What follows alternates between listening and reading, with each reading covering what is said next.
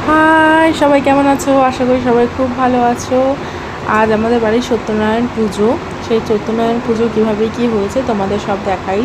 দেখো, পুজোর জোগাড় প্রায় হয়ে গেছে, শুধু বামুন ঠাকুরের অপেক্ষা। বামুন ঠাকুর একটু আজকে আসতে দেরি করেছে। তারপরে বামুন ঠাকুর এখন পুজোর জোগাড় যেগুলো আমি করে রেখেছিলাম সেগুলো সব গুছিয়ে নিচ্ছে। এই বামুন ঠাকুর আসলে আমারই ভাসুর, সেই বাড়িতে আজকে পুজোটা করছে। দেখো খুব সুন্দরভাবে যোগাযোগ সব চলছে আমাদের।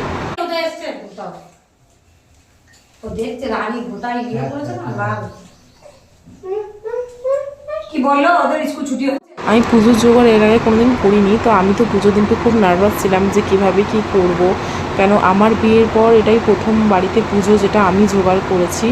তো আমি তো খুব এক্সাইটেডও ছিলাম, একটু নার্ভাসও ছিলাম যে যেন কোনো ভুল ত্রুটি না হয়।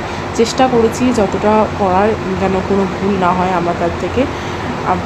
বাকি ভগবান রয়েছেন, ভগবান যা করবেন ভালোই করবেন।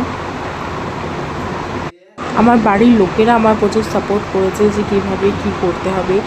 পরিবারের সাপোর্ট থাকলে কোনো কাজই কঠিন মনে হবে না, সহজে করা যাবে। সবাই আমাকে হেল্প করেছে অনেক, যে এভাবে এই জোগাড়টা করো, তাতে আমার খুব সাহায্য হয়েছে। যাই হোক, আমাদের পুজো শুরু হয়ে গেছে। দেখো, প্রীতম চক্রবর্তী দাসস্বর দেব সর্বণ সান্ডিল্য গোত্রস্য। এখন সবার নামে নামে পুজো দেওয়া চলছে। আশেপাশেও যাদের বাড়ি আছে তারাও সবাই আমাদের বাড়ি এসেছিলো পুজো দেওয়ার জন্য। সেই পুজোই এখন চলছে। এই পুজো উপলক্ষে বাড়ির সবাই এক জায়গায় হওয়াতে যে আনন্দটুকু হয় সেটা কোনো কিছুতে কিন্তু পাওয়া যায় না। এই পুজো উপলক্ষে আমরা সবাই এক জায়গায় হচ্ছি, তাতে প্রচুর আনন্দ উৎসব হয়েছে। আমাদের কাছে পুজোটা যেন উৎসবেরই মতো লাগছিল।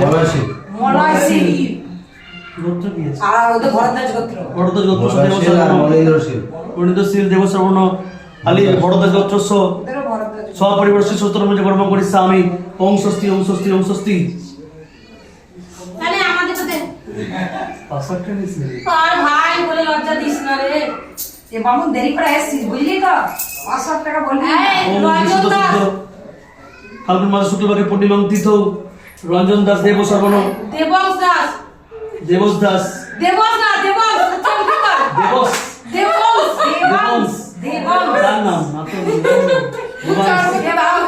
নাতির নাম অন্নপ্রাশন হয়েছে না?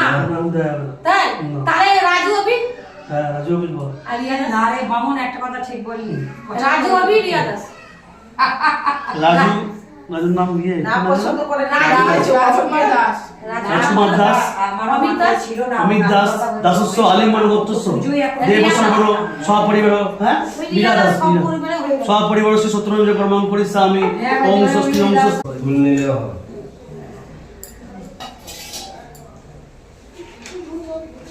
চক্রবর্তী ফোনটা রাখুন।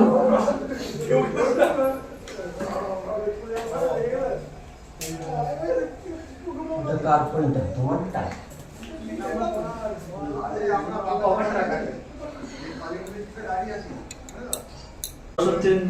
কত জয় নদী রয় সত্যনারায়ণ পথ করিয়া বন্দন ক্রমে ক্রমে বন্দিলাম যত দেবগণ। কলিকালে নারায়ণ পূজার কারণ অধিষ্ঠান হইলেন দেবনারায়ণ। অবন্তী নগরে এক দরিদ্র ব্রাহ্মণ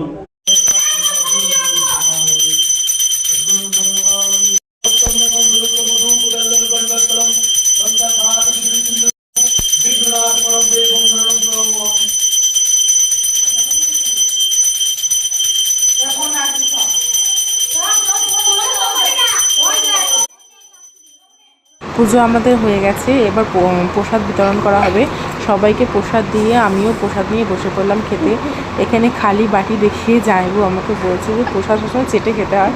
তা আমি একটু ট্রাই করে দেখলাম যে প্রসাদ চেটে খেয়ে সত্যিই তৃপ্তি আসে নাকি। খেয়ে সত্যিই তৃপ্তি পেয়েছি, খুবই ভালো লাগছিল।